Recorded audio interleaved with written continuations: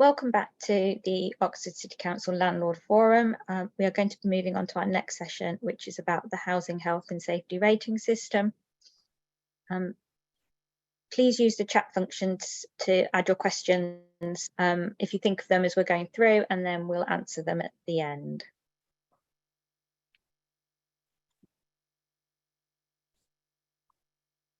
So the Housing Health and Safety Rating System was brought in 2006 as the legislation that sets what is acceptable housing conditions in England. And this is applicable to private rented, owner-occupied properties and also housing association properties as well. We can't actually enforce it on our own Oxford City Council stock. And we are responsible for enforcing this system, and we have a statutory responsibility under the legislation to respond to complaints from whether they're the tenants or MPs or other concerned councillors about poor housing.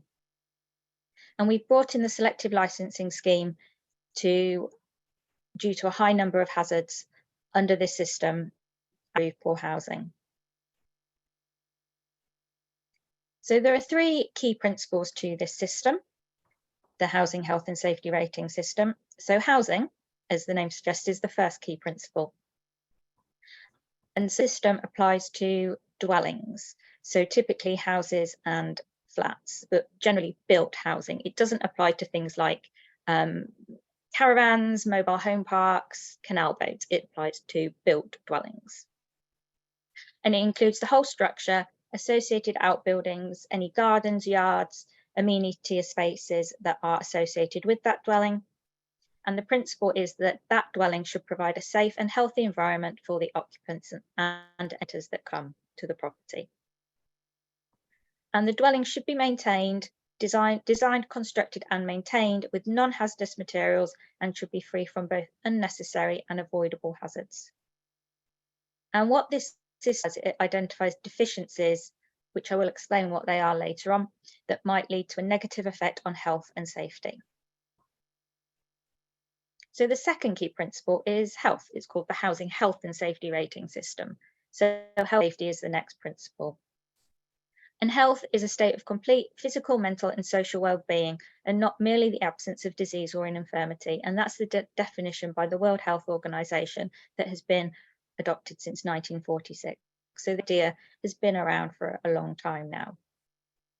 And housing is seen as a wider determinant of health. And so what that means is the housing that you live in, that environment can affect your long-term health through effects it may cause you. And poor housing will lead to ill health. And poor housing is also associated with things with lower educational attainment as well. So it's really important that housing is safe and healthy. And the final, as the name suggests, is it's a rating system. It's a risk assessment system. It's not a checklist of what a landlord must or must not provide or repair. And we know that a lot of landlords do struggle with this concept. The system has 29 hazards which may be present in a property. It's not saying that these 29 hazards are always in a property, they just may be there. And the system, it works on the logical evaluation of the likelihood or chance of an occurrence to cause harm or ill health, and the probable severity of the outcome of an occurrence of ill health. And we're going to go through the assessment system. So the HHSRS system is really a 5-step process, and we'll do all these steps in greater detail. So the first step is to identify deficiencies in a property, which is something that may lead to a harmful occurrence on health. The second is to identify the hazard to which that deficiency contributes. Important to note that one deficiency, one problem, may cause more than one hazard in the property. We then determine the likelihood or the chance of the hazard occurring in the next 12 months. And what we look at is that going to be more than the national average?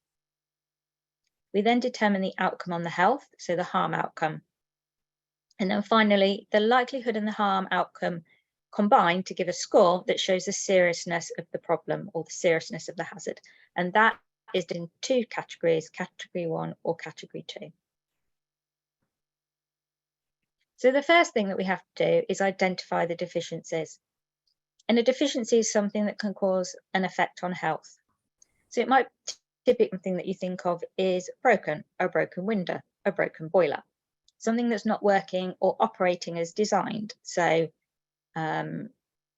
again, a window that might not open or close properly, or a door that doesn't work quite well as it should do. It might be something that's missing that wasn't there in the first place. It might be something that's not as per building regulations. However, even if something is compliant with building regulations, it can still be a hazard. So for example, that photo of paddle stairs, they do comply with building regulations, but under our housing health and safety rating system, the design of those stairs is such that it could lead to a higher chance of a fall.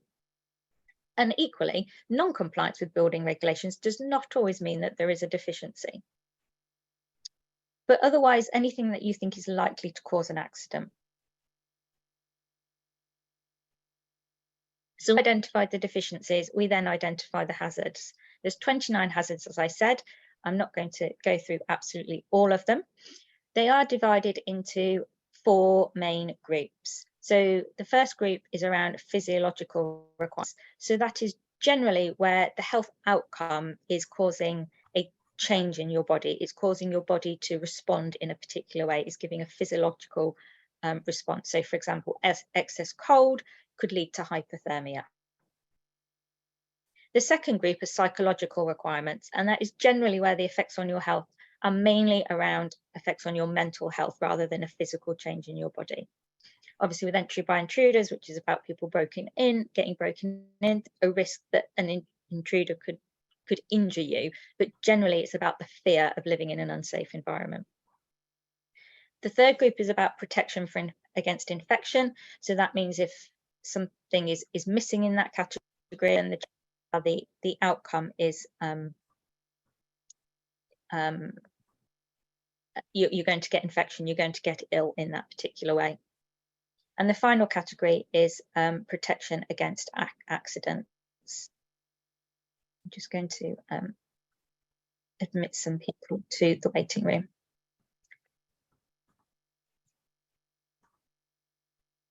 So the most common hazards that we come across out of the 29, I have to say we don't come across all 29 very often, but the most common ones that we come across are damp and mold and excess cold, crowding in space, entry by intruders, domestic hygiene, pests and refuse, food safety, personal hygiene, sanitation and drainage, falling hazards, particularly falls on stairs or falls on the level, electrical hazards, and you've heard earlier today about electrical safety, and fire. So those are the things that we routinely will be seeing, and we've got some pictures there to illustrate some of those.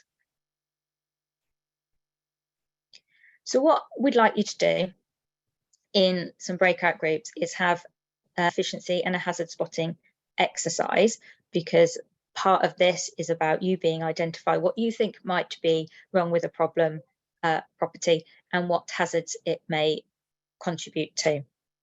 So in your groups, probably about 10 to 12 minutes maybe to do this, is have a look at the photos and look, what are the deficiencies? What can you see wrong in there? What concerns you about those photos, if anything? And then what do you think the hazards are? And then after the exercise, we would like some people to feed back to us. Either you just drop them in chat, or you know, if you're happy to put your cameras on and speak, then feedback that way. So somebody's just come into the rating room again. So I did email out the photos earlier, so I hope that some people in the groups will have access to them. But what I will do is just go through them now as well. So we have, somebody else has come back in. So on this slide, we have a set of, well, there's 6 photographs, but the 2 on the right go together, photos 5. So those are the first set of photographs. And then these are the next set of photographs. So what I'm going to do is just put you in your breakout rooms. Pause.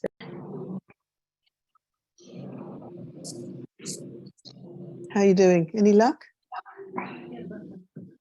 Yeah. How can I go back to the...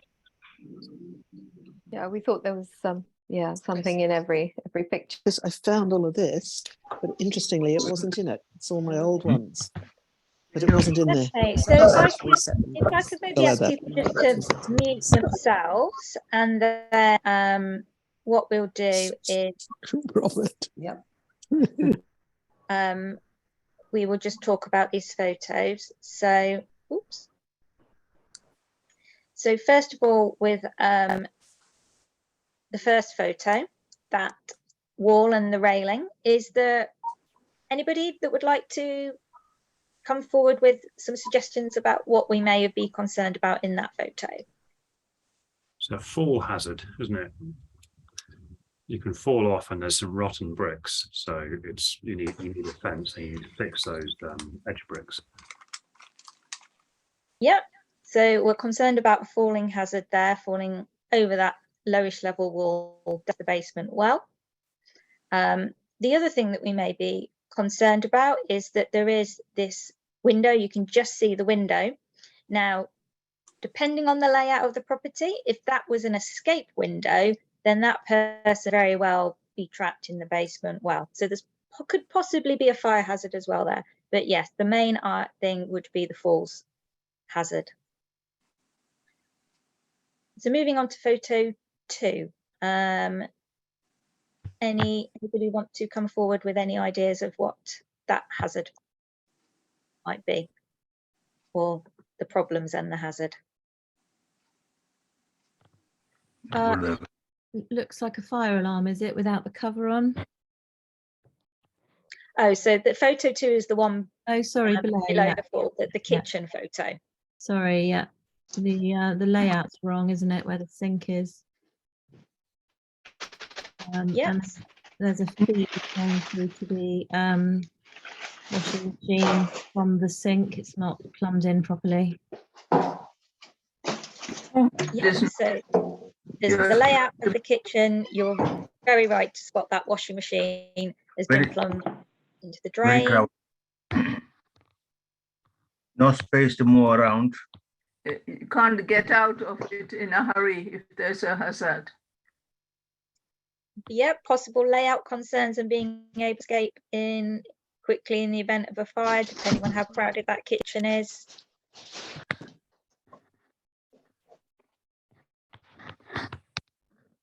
There's quite a lot going on in this photo. It's really there's a water heater which is dispersing straight into the sink. Rather than a tap, that could give a risk of scalding hazard. Not really the best setup. But yeah, really food safety is the main thing there. Somebody's put that there's a flammable product above the sink.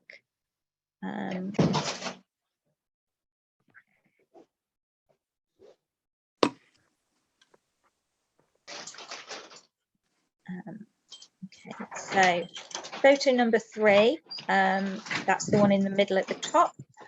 I know one of the ladies, I think, said a missing fire alarm. And somebody in the chat has also said that there's a leak.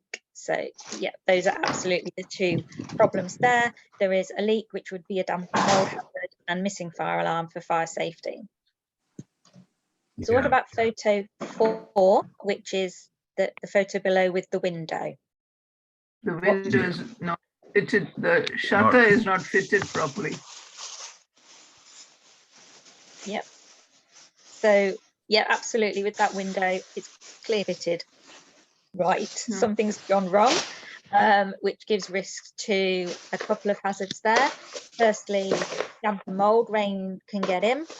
Then excess cold because you can't shut it properly. And possibly by intruders. It's a ground floor window, so it's not secure anymore. So that's giving extra risk there to the tenants.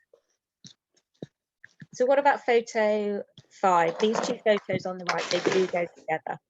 The photo below is a close-up.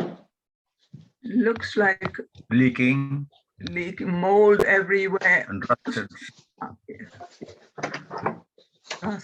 leak, a filthy place.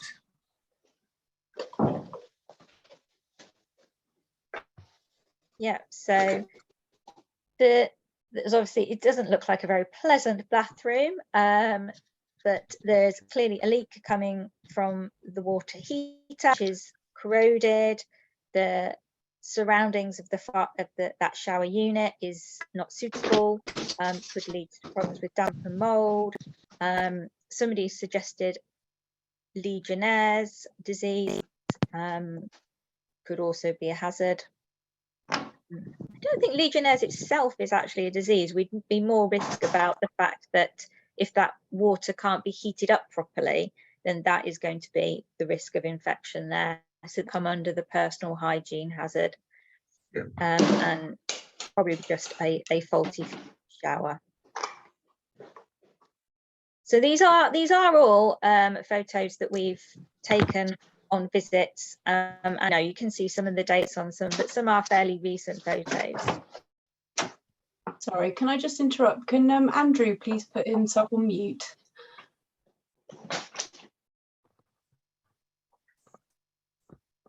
Or Catherine, you might be able to mute people.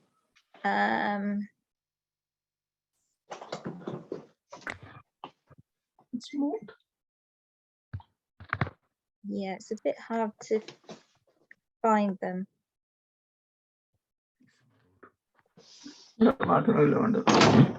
Old. So this is the next set of photos. So would anybody like to say what's wrong with hazard number, photo number 6, the one on the left? Mold all round. There's poor ventilation.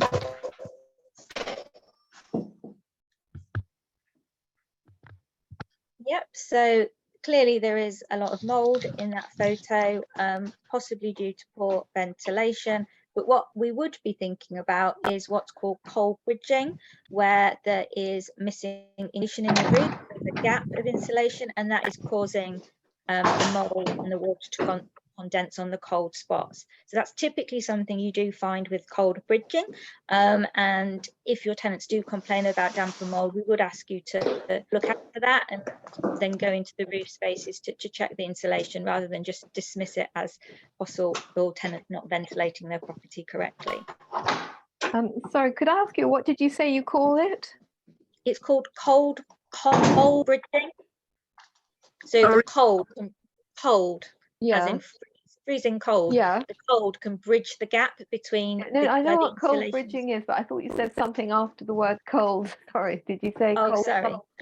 Did you say cold something bridging? No, it's just cold bridging. Oh, okay. Sorry. Yeah. If No, I I did see a say lot of something that. else, I can't remember what it was now. Yeah, I've seen a lot of that in Oxford. I don't know why, around all the roof of ceilings in Headington seems to have lots of it. Yeah. I think it's structural.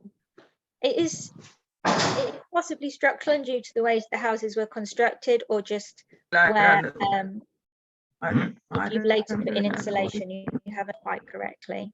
Yeah, I've seen it in a lot of the 1930s houses. Almost half at least. Anyway, thank you.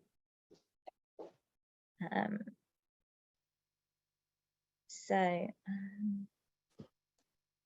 what about the next photo, the one in the middle with the stairs?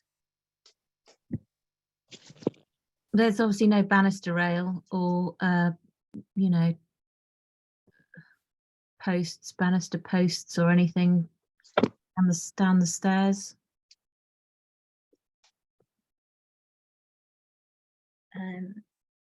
Yeah, so those are the main things we're concerned about.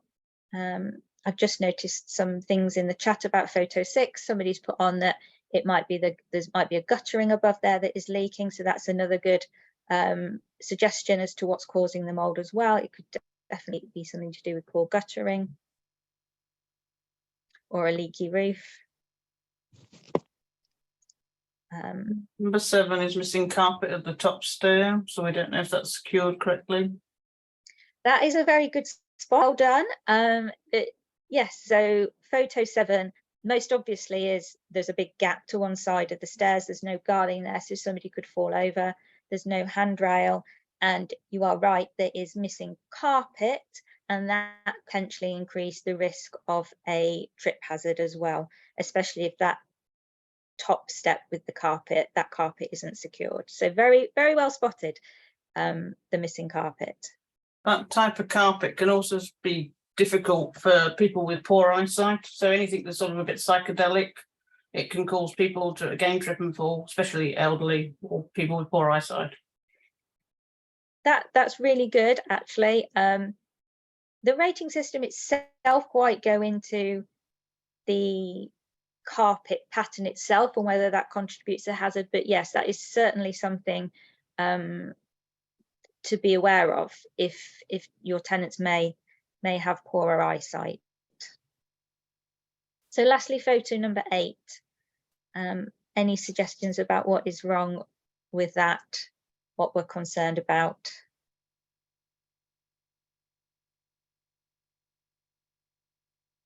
If you can see it, I'm hoping you can see it.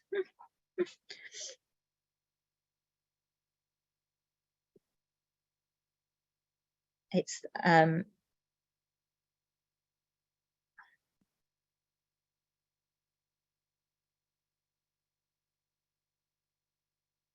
so the main thing with photo 8 is there does appear probably to be some form of leak to do with damp and mold and water ingress around door. Where that has come from, we don't know, but it might typically be a bathroom above.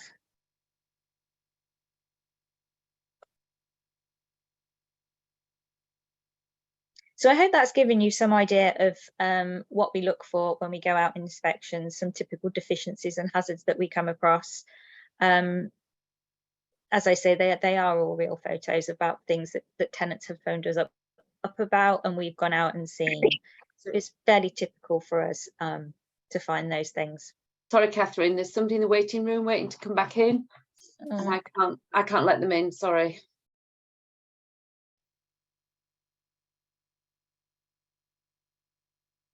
I can't see anybody in the waiting room.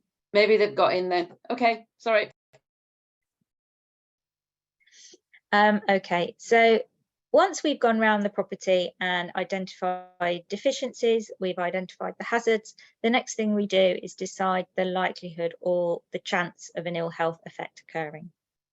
So each hazard has a national average for the chance of an ill health effect occurring.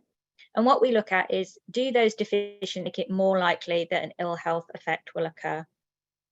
And if we think that, yes, it will, then how much more likely? And so we increase the likelihood compared to national worked examples on our own judgment and experience.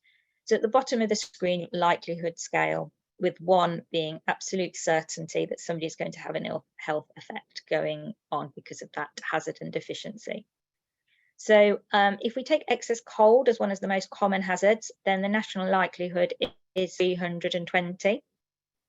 So if you think about that photo with the broken window, where it clearly wasn't secured properly, then that means that it is going to be more likely that somebody is going to have an effect of cold because they keep that window shut, so the cold is going to come in. So we would increase that likelihood. And how much we do it would depend on the national worked example. We'd probably look at increasing it a few points if that was the only that, you know, we'd definitely sit. How much more would depend on the national worked examples.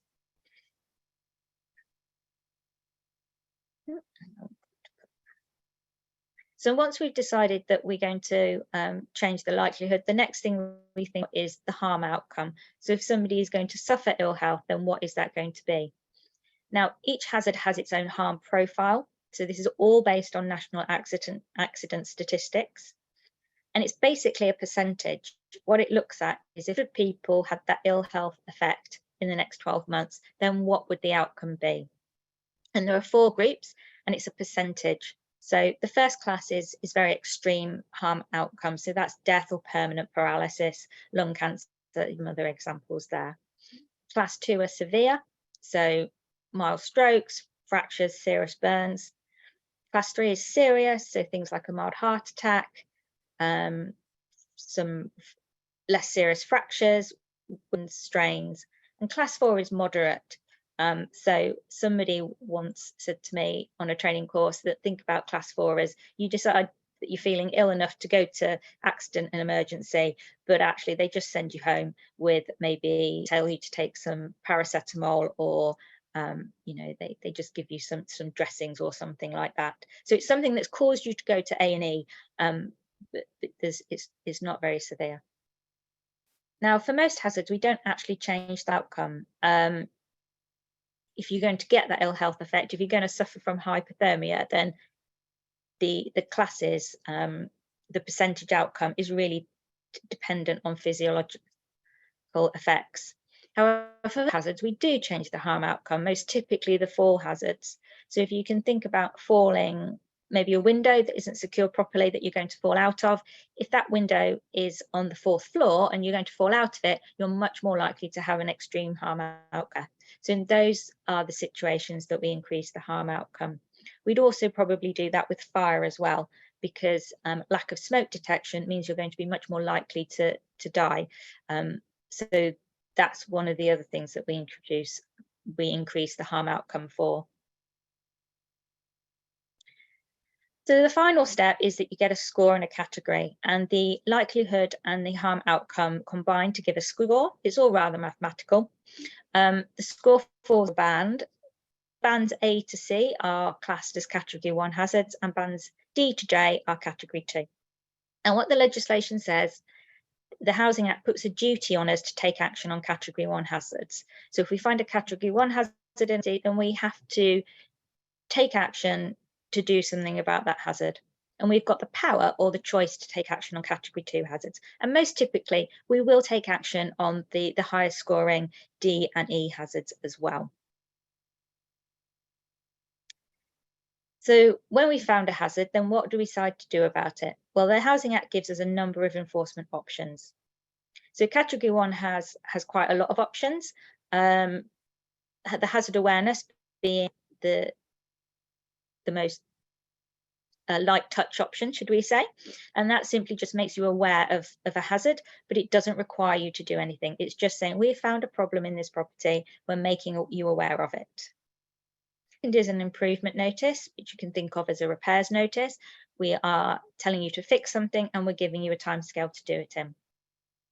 The prohibition order is basically telling you you can't live in either the whole or part of that property. Most typically we use this when we are dealing with unlawful beds and sheds. We can also use it to reduce numbers. So if we find an overcrowded property, then we can serve a prohibition order to say this property can be occupied by 4 people or 5 people. So that's not stopping people living there, but it's just limiting the number of people.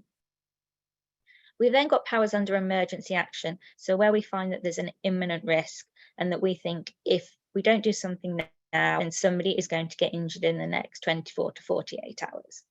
There's an emergency prohibition order, which is closing down the property then and there. Emergency remedial action, which is doing the repairs ourselves. Most typically we use emergency remedial action where we're missing fire alarms. Then the final 2 options, demolition and clearance, they are still there.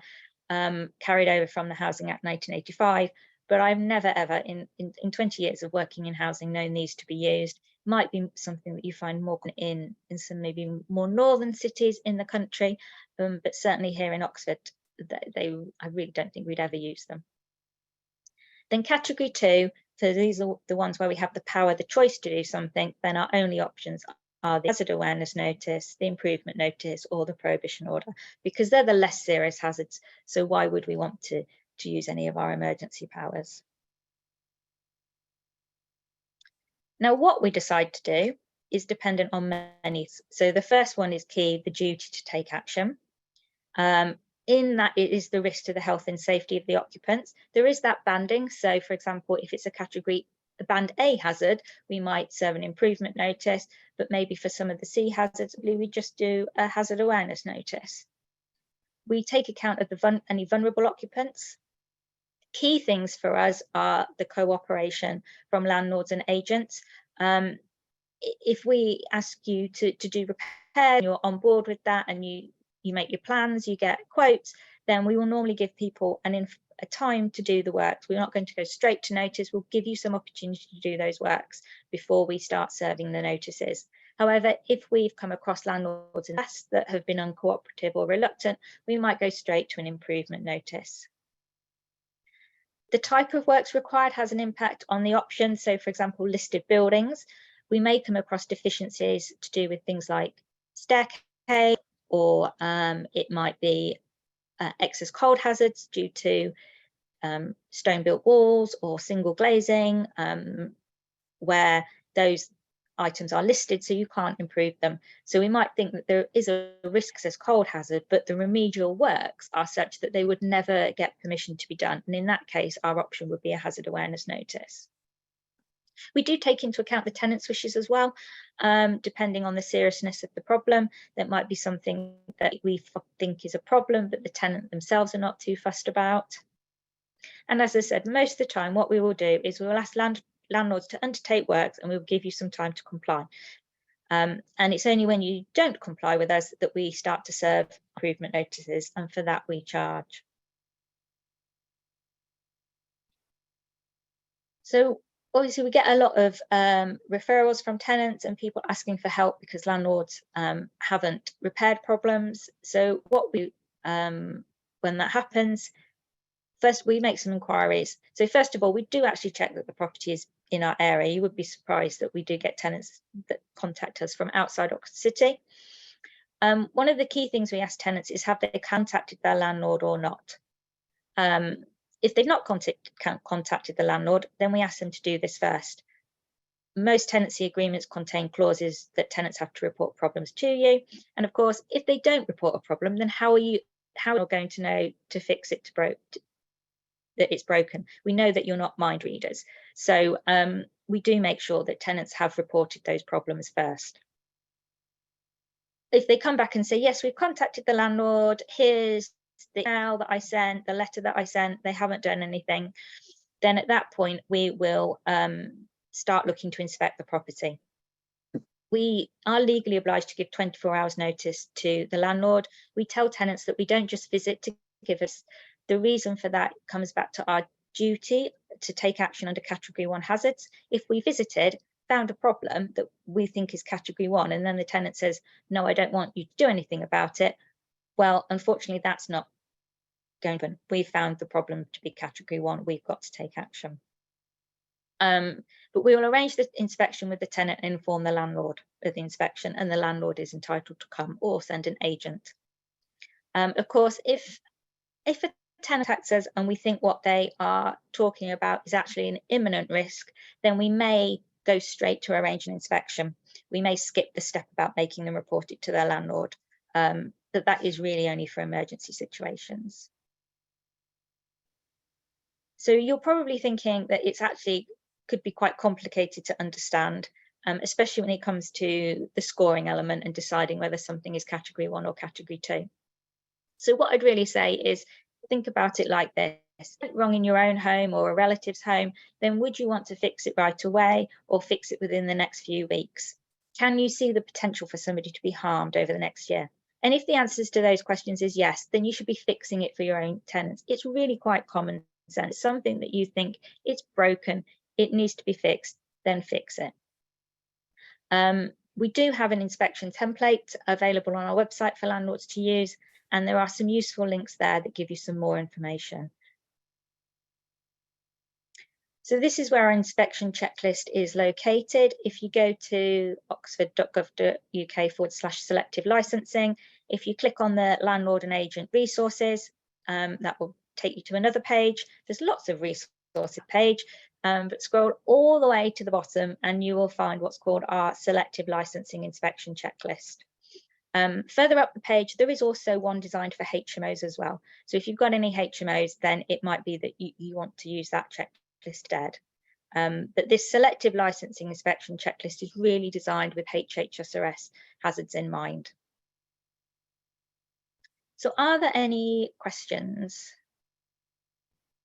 You feel free to shout them out or put them in chat.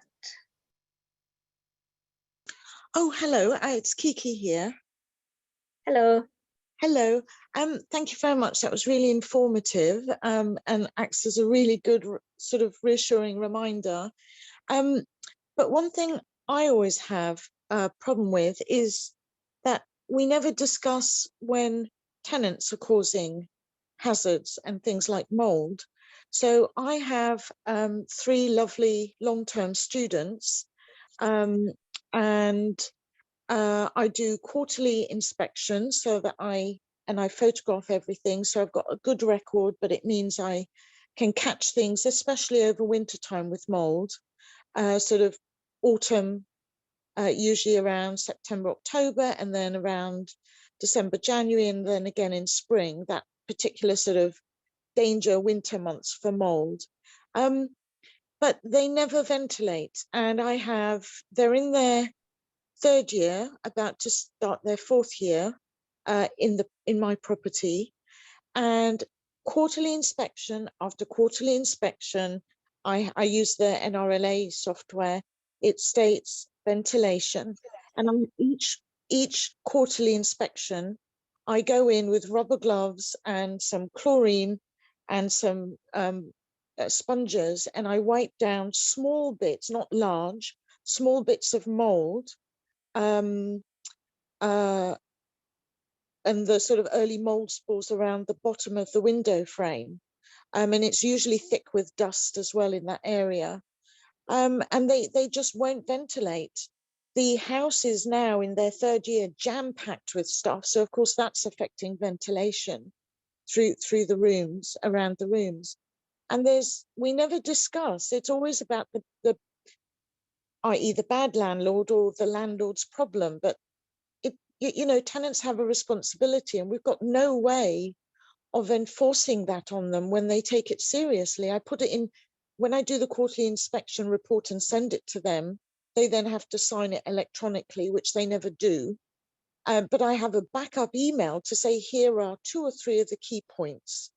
One quarter the bins might be full and they haven't put them out, but it's the mold that's a real pain in the neck. And I do understand. Can I? Yeah. Oh, so yes, damper mold can be a particular problem. I mean, really what we look for is, first of all, eliminate any structural causes for damper mold. That's the first thing we're looking at. Now, if everything in your property is structurally okay and the causes appear more to be with occupants balancing moisture within the property, then we can signpost tenants to do things. And it really depends on the severity of the mold. And we do come across it a lot, especially in student properties where they're living away from home for the first, don't really quite understand it, or they just put up with things. So it's really a case of trying to work with the landlord and tenants in those situations. Now, obviously tenants, they may break things during their tenancy. And maybe if we then visited, we might think that that is a hazard. And we'd obviously then assess it, and it would depend on whether it's category 1 or category 2. Now, if they broke something and it is leading now to a category 1 hazard, then that might be a situation where we served a hazard awareness notice to just advise the landlord and the tenants that this is a problem, but we're not making the landlord going to remediate it because of the fact it's broke it. However, I would also say, as a landlord, it would depend on what that problem is and whether you think you're going to do something about it anyway. So, for example, I don't know, say a tenant, they were playing football in the backyard and they accidentally kicked the ball into the drain pipe and it broke. And now there is water coming out of that drain pipe down the wall. That is going to lead to a damper mold hazard. We might say, well, okay, we appreciate it was the tenants that fixed it. They admit it, they were going to do it. We might serve a hazard awareness notice. However, if you don't do something about it, then clearly that problem is going to get worse. So in that situation, although we may agree with you and we're not going to force you to fix it because the tenant broke it, it's your asset, it's your property, you may want to do something. But yes, damp and mold, it is a problem, especially with cost of living and heating costs and people being reluctant to put on heating. They may not need to ventilate. It is a problem that we do come across. And it's really trying about working with the tenants to educate them, as well as making sure that we've rated any structural causes. Okay, yeah, thank you. So there are no structural causes because I'd be onto them like a cat on a hot tin roof. And there are fans, there are trickle vents, there's everything in place to help them.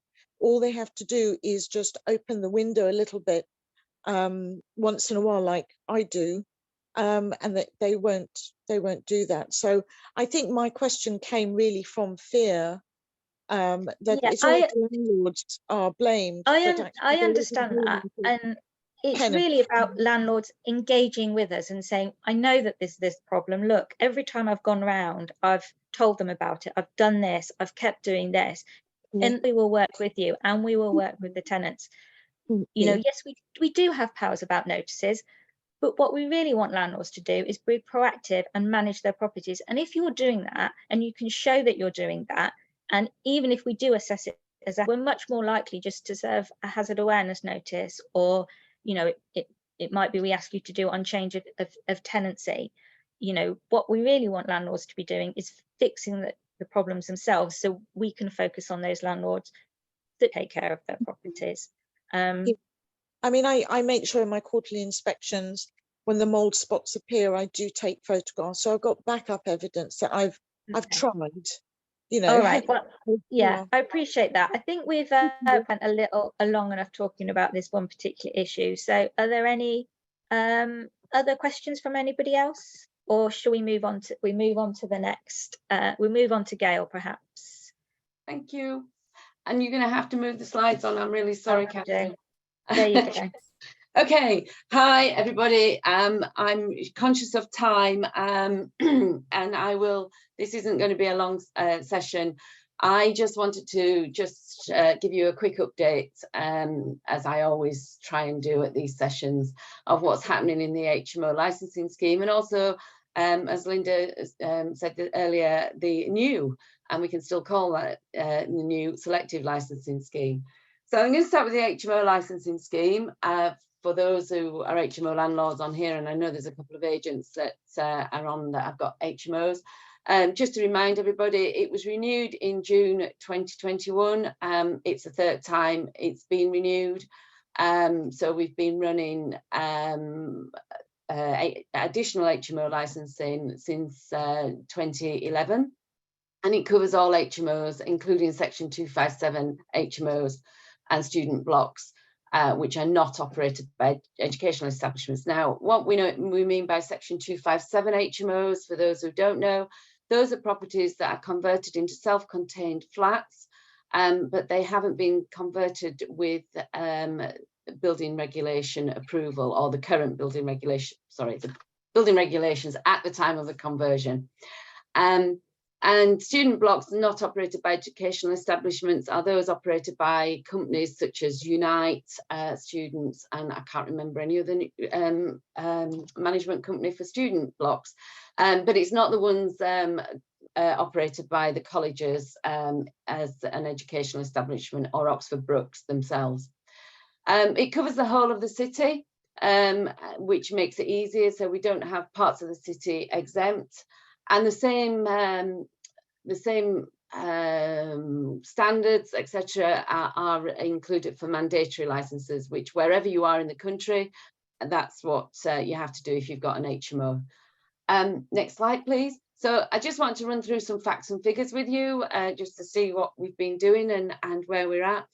And these are by year. In 21-22, we issued 2,338 licenses. It's dropped slightly, but in this year, but that's mostly because we had quite a bit of a backlog when we had a gap between the two schemes. If those of you are aware, we had to have a gap between the expiry of the previous scheme and the renewal of the new scheme mostly due to, well, it was due to the COVID pandemic at the time.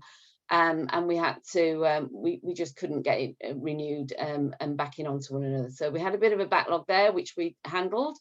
I also wanted to explain about the categories. We have 5 categories of HMOs, 6 categories even of HMOs. Most of them are on 1 years, which is the category C.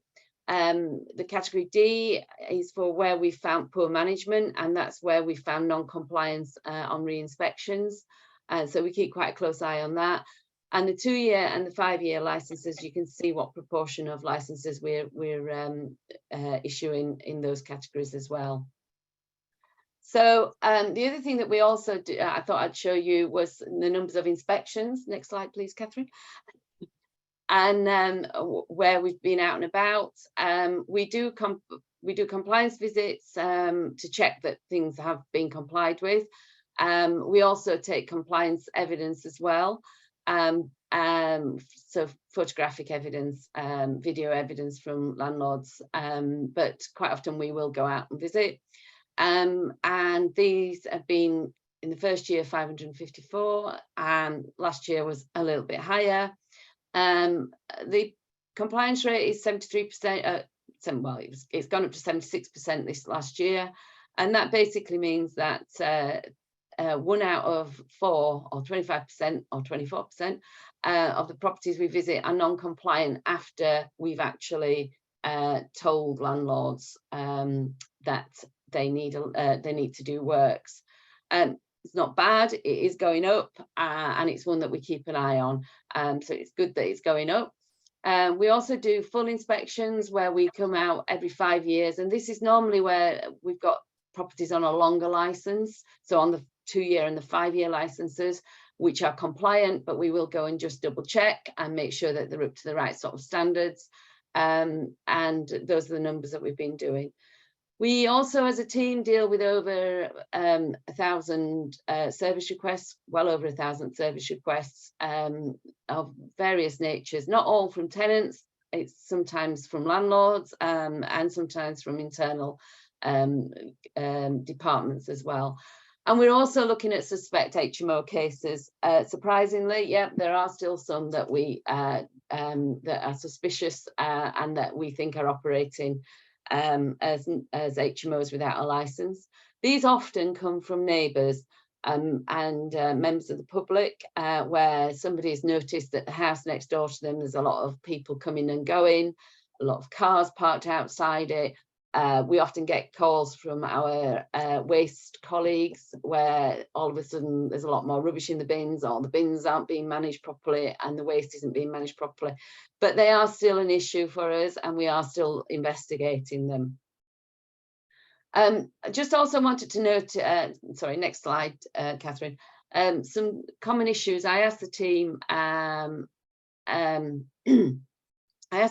earlier, you know, what sort of things are we seeing? And on proactive visits, we're now picking up some changes or some issues around fire safety. And this is often brought about where there's been a change in letting. Now, if as an HMO landlord, you will know our amenities and facilities guide, which is on the website as well.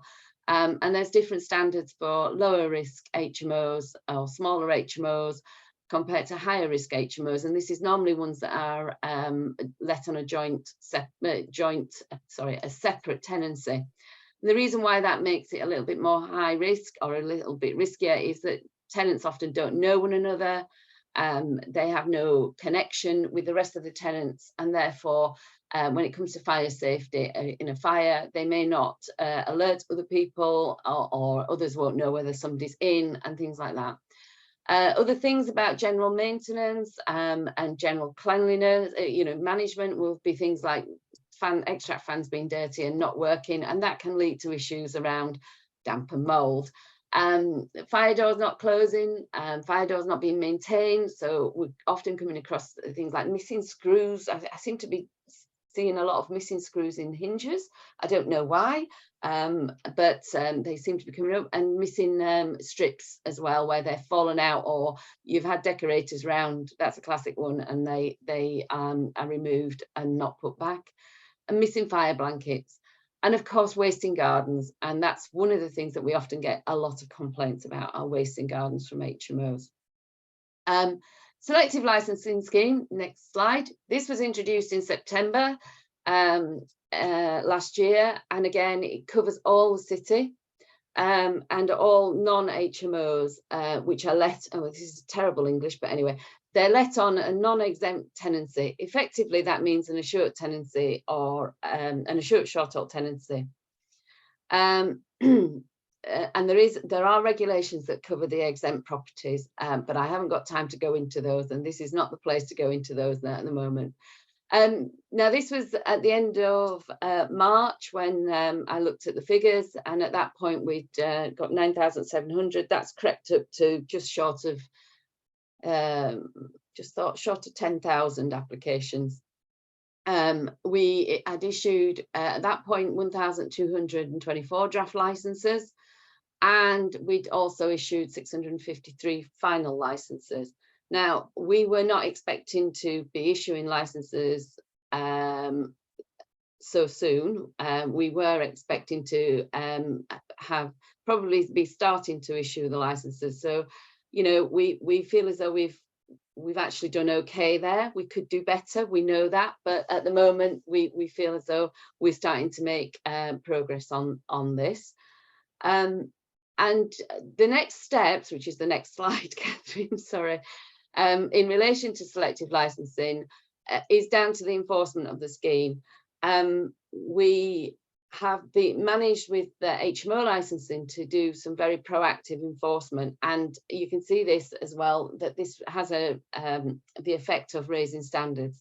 You know, the compliance rate has risen in the last 5 years since I've been here, or since I've been back here, should I say, and that is good to see.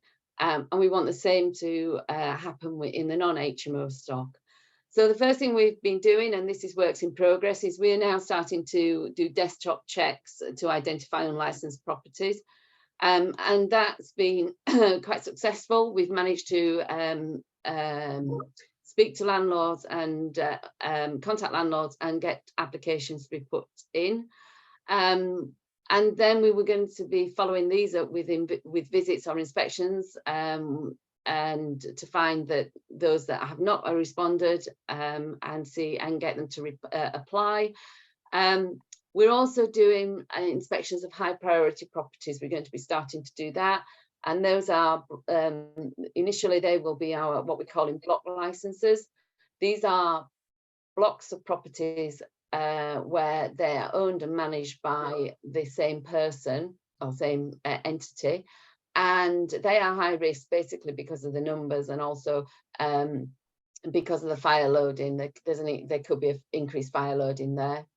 And also we will start doing full inspections and selective and licensing inspections, or where complaints are received regarding conditions of properties. So that was a real fast run through of selective licensing and HMO licensing, and gosh, it's 28 minutes past 12. So I'm within time, but I'm ready to take questions, or if there are any.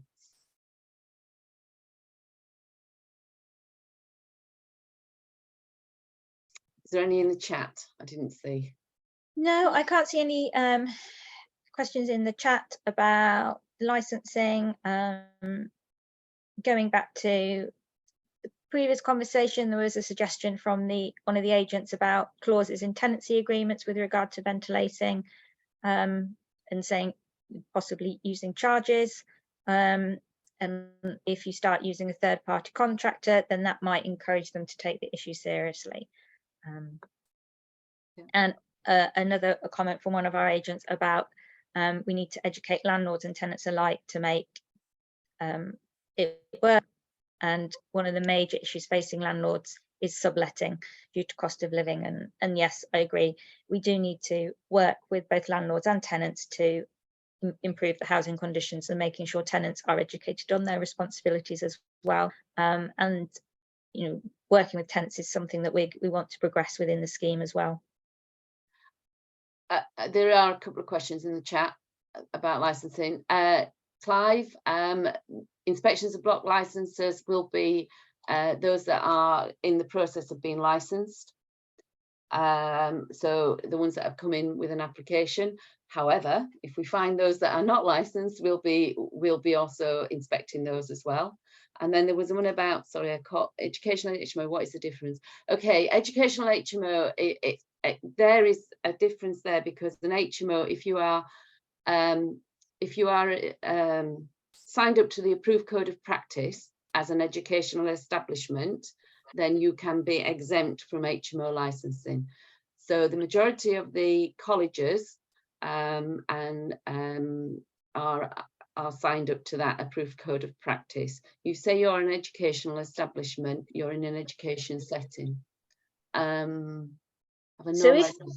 if you are a college and you own a property and you let it out as an HMO through the normal letting market, then that won't be exempt, because it's assumed not being, you let it to a group of people that work in a shop in the Westgate Centre. That won't be exempt from HMO licensing, because those occupants aren't in education at your college, at your establishment. That's the thing. Yeah. Okay. They're used by fellows.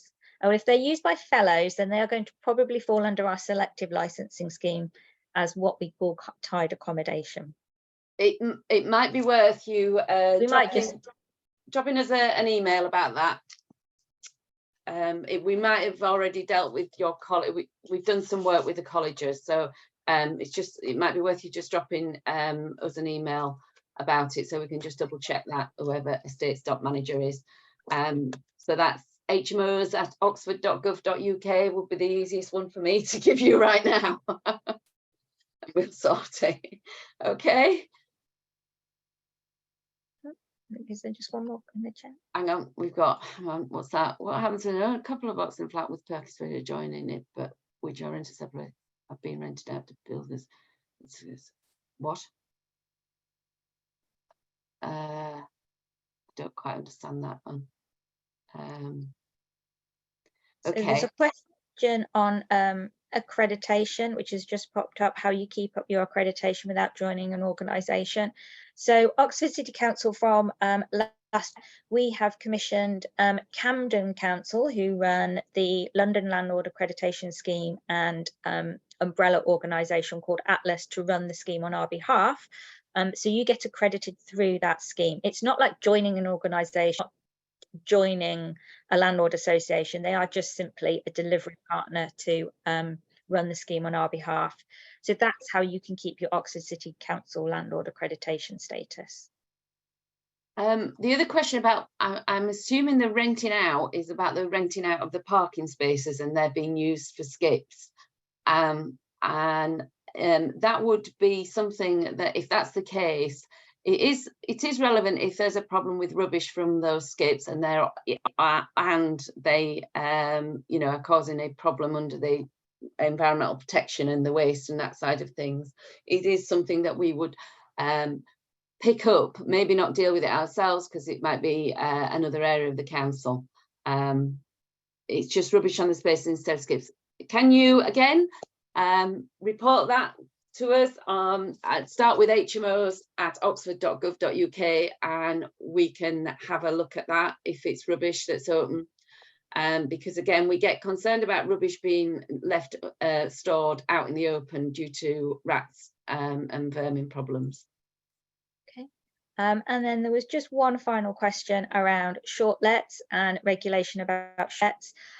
We do know that this is an area of concern. Now, the government have just done a consultation on short lets. Two things. One is about starting a registration scheme for short lets, so that if you're going to run a short let, these have to be registered, a bit like if you're a food business or the licensing powers. And the other thing is about introducing a new use class for them. I will, on my email out to attendees, put links into that consultation if you're interested. It's on the government website, so you can simply respond to it as a landlord with your own views about these changes. So the shortlet issue is something that, as the City Council, we've been pushing government to do something about for a while, as have some other councils. Government is responding with the idea of these two changes. So it certainly looks like there are going to be new powers coming our way with regard to regulation of shortlets, but I would suggest if you are particularly interested, then you may want to respond to the consultation yourself as well. So really all that remains to be said is to say thank you very much for giving up your time today to come along. I hope you found both sessions useful. We will do another landlord forum. It will probably be about November, early November. We will do it in the town hall as an in-person session. While we know that Zoom online suits many people, also other landlords that prefer in person. So our approach is to do one online forum a year and one in-person forum a year, so that we can cater for both of those needs. And sometimes doing things in person allows us to do more interaction, interactive activities. We've had some possible topic suggestions come out this morning. One was, before we started, a lady suggesting something around EPC and energy performance and energy performance improvements. And the PAT testing seemed quite a hot topic. So we'll be looking at those. So thank you very much for coming along. Thank you.